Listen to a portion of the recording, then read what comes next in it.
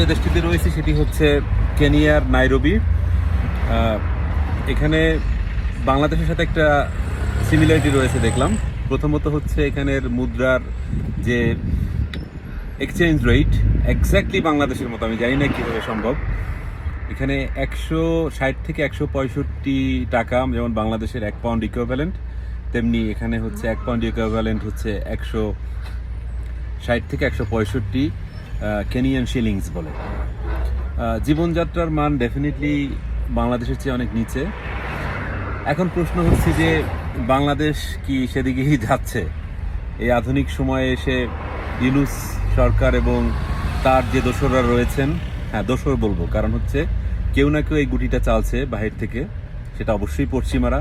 কারণ পশ্চিমারা ঋণ দিতে, দান দিতে খুব পছন্দ করেন, আর যেখানে অস্থিরতা থাকে সেখানে তারা বিনিয়োগ করতে পারেন। যেমন প্রফেসর ইউনূসের গ্রামীণ ব্যাংক সফল হন, কারণ যদি দারিদ্র্য না থাকে, যদি পেটে ক্ষুধা না থাকে, যদি মানুষের অন্ন বস্ত্র বাসস্থানের চিন্তা না থাকে, তাহলে তো মানুষ প্রভুর তাবেদারি করবে না।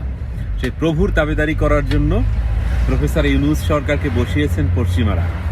আর আপনারা দেখছেন গত কয়েকদিনে বাংলাদেশের প্রত্যেকটা বিশেষ কালচারালি যে জায়গাগুলো, সেই জায়গাগুলোতে আঘাত হানা হয়েছে। আঘাত হানা হয়েছে পত্রিকার উপরে, আঘাত হানা হচ্ছে সমাজ সংস্কৃতির উপরে, আঘাত হানা হচ্ছে বাংলাদেশের সর্বোপরি মানুষের জীবনযাত্রার উপরে।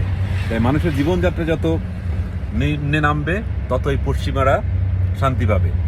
আর পশ্চিমাদের দোসর হচ্ছে বা সিআইএ এর এজেন্ট হচ্ছে সেই তালেবান সরকারের যেসব নীতি নির্ধারকরা এখন বাংলাদেশ নিয়ন্ত্রণ করছেন, তারা আগামী দিনের তালেবানি একটি সরকার বসাবেন এখানে, এবং তারপর বাংলাদেশকে একদম নিম্ন পর্যায়ে নিয়ে যাবেন, যেটা তাদের প্ল্যান।